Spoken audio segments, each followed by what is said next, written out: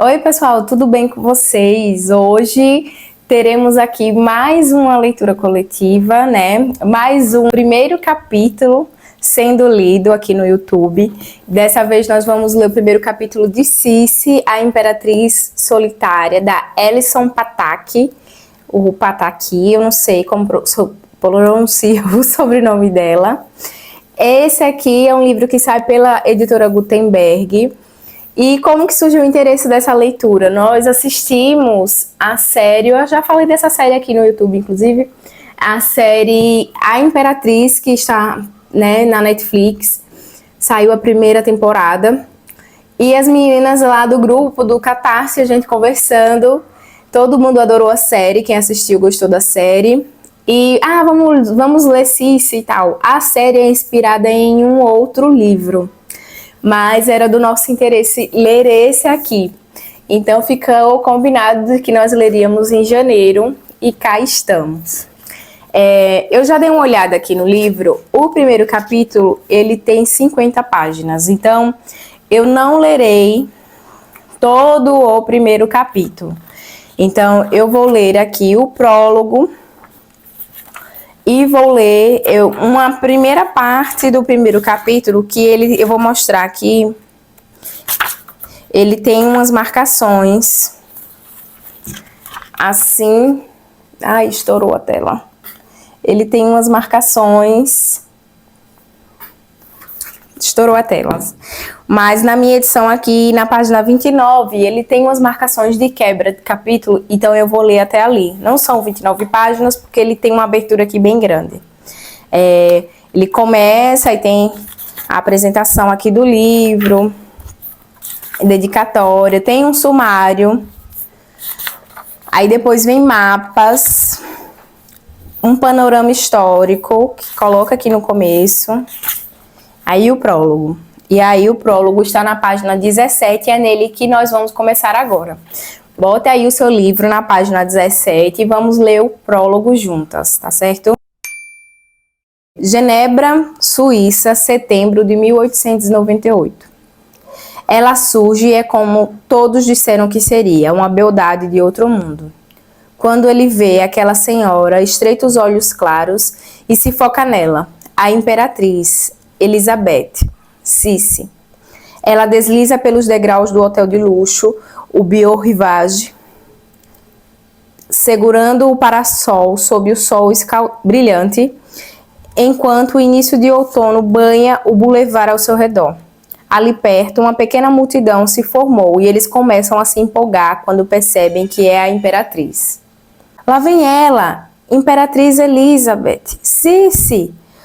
Ou ela não ouve os gritos ou prefere não respondê-los e continua a se distanciar do hotel com passos rápidos e elegantes.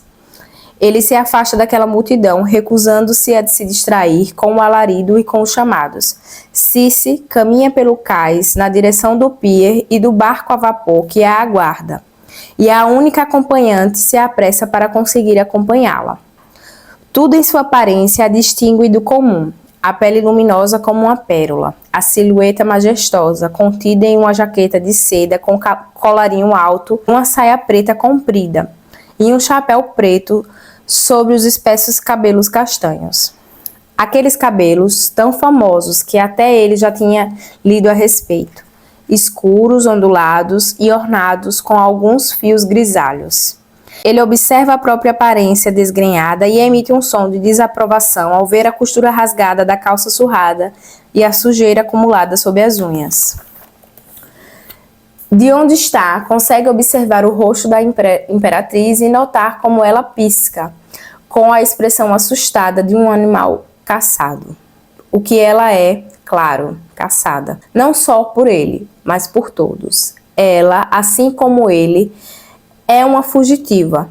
Por toda a sua vida foi perseguida e observada, destruída e recomposta, assumindo qualquer identidade que o povo precisasse lhe impor. Pelo modo como agarra o parasol, ele suspeita que o objeto sirva mais para proteger a imperatriz dos olhares e das palavras das pessoas que da luz branda. O parasol pode vir a ser um problema para ele. Ele segue em seu encalço. O sangue lateja em suas veias e seu corpo se agita como uma mistura inebriante de expectativa e empolgação.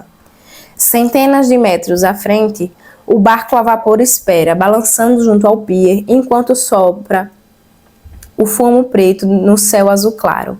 Ele enfia a mão no bolso e seus dedos encontram a lâmina e a tocam com carinho, como se acariciassem a bochecha de um bebê. Ela é tão pequena, não mais de 10 centímetros de comprimento. Ainda assim, ele sabe, com aquela lâmina diminuta, seu próprio destino será entrelaçado ao da Imperatriz Elizabeth, a mulher mais linda e amada de todas. Todos aqueles que a amam também serão obrigados a se lembrar dele. Então, a gente já começa pelo fim, né? Vamos lá. Capítulo 1. Palácio de Godoló, Hungria, verão de 1868. Provavelmente eu não vou pronunciar os nomes dos palácios e das cidades corretamente, certo? Fiquem avisados aí. Cici poderia explicar de várias formas por que era tão diferente. Se alguém tivesse lhe perguntado, teria sido muito simples para ela dar uma resposta. Ela então se perguntou qual era a verdade, por que motivo o crepúsculo ali em Godoló, sua casa de campo nos arredores de Budapeste, parecia tão diferente do crepúsculo em Viena.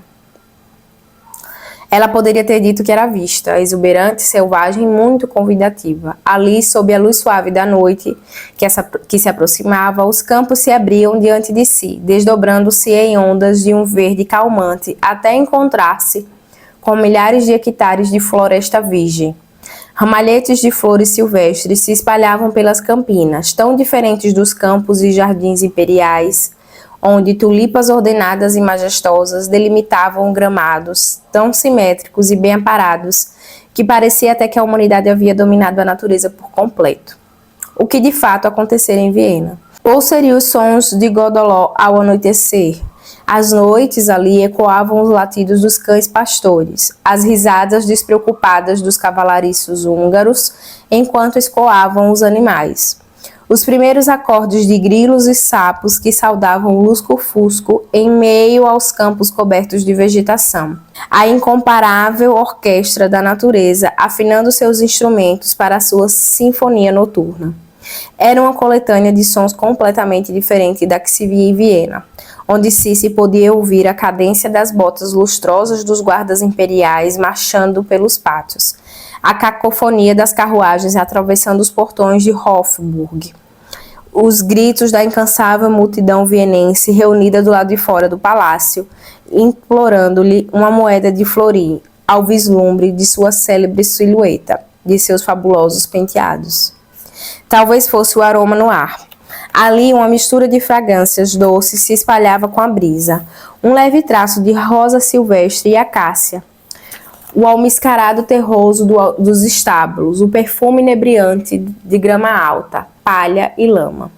Era um buquê exuberante de aromas, muito naturais e agradáveis, absolutamente diferente do que respirava em Viena, onde inalava o perfume enjoativo das cortesãs bajuladoras, o fedor dos inúmeros corpos e penicos que atulhavam o palácio de Hofburg, e o medo dos homens e das mulheres nobres, sempre à espreita, calculando maneiras de melhorar sua condição social ou de derrubar um rival. Sim, medo era algo que se podia cheirar. Depois de todos os seus anos em Viena, Cici sabia disso. Mas não era a vista, nem os sons, nem o aroma que tornavam o crepúsculo na Hungria tão diferente do crepúsculo na Áustria. Não era nada fora dela ou ao seu redor. Era uma sensação totalmente interior. Era como ela se sentia a cada crepúsculo que tornava Godoló tão diferente de Hofburg. Em Viena, àquela hora do dia, Cici estaria se sentindo murcha. Sua cabeça estaria doendo devido aos aborrecimentos decorrentes de uma discussão com seu marido ou com a obstinada mãe dele. Seu estômago estaria embrulhado, uma confusão cheia de nós. Seu peito estaria apertado pela ansiedade de um dia inteiro, separando fofocas e boatos da verdade, ou observando o olhar crítico e recriminador de cada cortesão que passava por ela, enquanto tentava lidar com isso. Cici estaria se preparando para passar uma noite enfadonha com uma corte imperial. Uma noite entediante, confinada nos salões adamascados e dourados, ao som de violinos abafados pela tagarelice sobre escândalos triviais. Horas desperdiçadas assistindo as mulheres abajular seu marido, forçando um sorriso cansado, enquanto homens lhe faziam os mesmos elogios banais que teciam noite após noite. Os dias em Viena eram longos, mas as noites eram intermináveis, e ao fim delas, Cici se arrastava para seu quarto, sentindo-se exausta, esgotada, tão fatigada que temia o dia seguinte, antes mesmo de amanhã chegar. Ali em Godoló, ela também se sentia exausta, mas no bom sentido, como um jarro esvaziado, leve e livre de problemas. Nesse dia, assim como todos os outros que passavam em sua propriedade húngara, ela foi livre. Cici esteve fora de casa desde as 5 da manhã, após acordar às 4, mantendo sua rotina diária. Ela cavalgou muito e retornou ao palácio apenas por um breve momento para tomar um caldo leve na hora do almoço.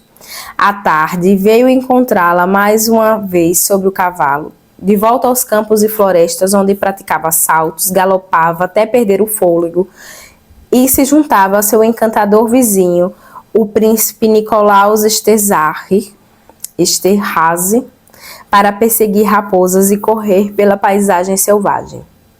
Por isso, o crepúsculo em Godoló era sempre tão diferente. Quando o sol começava a mergulhar nos campos a oeste, na direção de Budapeste, o corpo de Cici padecia de uma dor agradável, de uma fadiga merecida. Suas faces, iluminadas pelo ar puro do campo e pelo exercício, brilhava um tom profundo de rosa. Seu coração ficava leve, sua disposição alegre e seu corpo fortalecido. E era exatamente assim que Cici se sentia naquela noite abafada do fim de verão, enquanto entregava o cavalo nos estábulos e agradecia o cavalariço húngaro com um sorriso tranquilo. Ela se virou na direção do palácio, cujo telhado vermelho desenhava um perfil excêntrico contra o céu que escurecia. Até mesmo aquela estrutura, ao mesmo tempo extravagante e despretensiosa, contrastava com o formato severo e majestoso da residência imperial em Viena, o Palácio de Hofburg. Enquanto Cici contemplava a fachada rosa e creme, seus olhos se deslocavam para o segundo andar, para a janela na ala oriental do palácio. Ela sorriu e apertou o passo. Quase podia enxergar o rostinho angelical olhando pela janela para ela do aposento iluminado pela luz de velas. E de repente, Cici não aguentava mais esperar para estar de volta ao palácio, o lugar do qual ela tinha feito um lar. Um abrigo seguro onde tinha liberdade e privacidade, longe do domínio sufocante de Viena e da corte imperial. Olá, Shadow, o cachorro favorito de Cici, um grande monte de pelos brancos e balouçantes. Veio trotando e a cumprimentou com uma lambida babada, assim que ela chegou à porta da frente. Sentiu minha falta? Ela acariciou o cachorro imenso um instante antes de acenar com a cabeça para o criado e adentrar o hall frontal, com o cachorro em seus calcanhares. Imperatriz Elizabeth, Ida Ferenczi, dama de companhia e velha amiga de Cici, fez uma mesura quando a imperatriz entrou. Ao lado dela, roncava seu outro cachorro, um São Bernardo chamado Brave. Sua sogra não gostava de cães muito grandes. A arquiduquesa Sophie só tinha cachorros pequenos que pudessem se sentar em seu colo. Talvez fosse por isso que ali em Godoló, Cici se cercava de animais enormes e amorosos. Olá, Ida. Cici jogou suas luvas de montaria em uma poltrona próxima, enquanto cruzava o espaçoso hall frontal, de pé direito alto, na direção de sua acompanhante. Vou tirar logo estas roupas de montaria. Estou com saudade da minha pequenina. Está tudo bem no berçário? A arquiduquesa Valerie goza de perfeita saúde esta noite. Graças a Deus. Ela chorou hoje? Só o que qualquer bebezinho chora. Mas a ama contou que a pequena arquiduquesa tomou leite sem qualquer incidente e que deve estar bem disposta para a visita de Vossa Majestade ao berçário. Ótimo, vou me trocar e depois irei direto para lá. Claro. E a cavalgada de Vossa Majestade hoje foi agradável? Foi. Cici fez que sim com a cabeça e chegou à escadaria larga e curva que conduzia ao andar de cima, onde ficavam seus aposentos privativos. Foi um dia maravilhoso. A raposa pensou ter encontrado um abrigo seguro nos bosques ao sul, mas Nick a fez sair e nós quase... Cici parou nos degraus. Seus pensamentos corriam em várias direções ao mesmo tempo. Isso me lembra, Ida, que seremos 4, não 3, para jantar esta noite. Nick, ou melhor, o príncipe Esterhazy, praticamente me implorou por um convite e eu não tive coragem de recusar. Ele vai se juntar a nós duas e a Condessa Marie. Nesse caso, madame, acredito que seremos 5 em vez de 4. Os lábios de Ida se curvaram em um sorriso acanhado, mas ela não disse nada que servisse de explicação. Quem? Cici perguntou, apanhando a mão na balustrada entalhada da escada. Quem mais virá? Teria Franz decidido fazer uma visita de última hora? O estômago de Cici se contorceu. A presença do imperador, ainda que rara naquele lugar, tinha capacidade de perturbar a frágil e despreocupada paz que ela cultivara a duras penas naquela casa. Como resposta, Ida estendeu uma pequena salva dourada com a pilha de papéis. A correspondência pessoal de Vossa Majestade Imperial. Obrigada. Cici pegou a salva e remexeu os papéis. Você já encaminhou todas as petições e cartas oficiais para meu secretário em Viena? Isa assentiu. Os olhos de Cici pousaram no único cartão de visita com letras longas e graciosas. E familiares. Não, aquilo não era um bilhete do imperador. Aquilo era algo tão desejado que Cici sentiu o coração tropeçar dentro do peito, ardendo com as primeiras faíscas de esperança. Andrassi? Seria possível? Andrassi teria voltado à Hungria? Cici fixou um olhar inquisitivo em sua dama de companhia, ciente de quanto seu tom ansioso atraiu quando perguntou: ele, o conde Andrassi, veio hoje? Inclinando-se para a frente com uma voz grave, Ida sussurrou: o conde Andrassi veio enquanto a senhora estava cavalgando. Ele disse que voltaria para o jantar. Cici agarrou o corrimão, sentindo que seu coração estava prestes a escorregar pelos degraus acarpetados, embora ela tivesse congelada no lugar. Ora, que surpresa! Uma surpresa muito agradável. Venha, eu preciso me vestir logo. E aqui tem o primeiro corte do primeiro capítulo, na página 25. Eu tinha me passado por ele, pensei que era na página 29. Mas então eu vou encerrar aqui na página 25 a leitura. Gostei da escrita, gostei da leitura. Eu fico com medo de me empolgar muito, porque eu tive algumas decepções. Algumas não, eu tive uma decepção aí esse ano, que eu me empolguei muito na leitura do primeiro capítulo, e quando eu fui ler o livro não gostei. Mas eu gostei dessa entrada. Eu gosto desses livros que começam de trás para frente, né? A gente começa com o prólogo em 1898 e o primeiro capítulo a gente vai 30 anos para trás, né? 1868. E ela já é uma imperatriz que está afastada da corte, né? Então aí ela já tem também alguns anos como imperatriz, então eu acho isso muito bom. Gosto de ver a história sendo contada dessa forma, né? Provavelmente a gente vai ter flashes do que se passou com ela, né, no passado e tal. Eu acho isso bem interessante.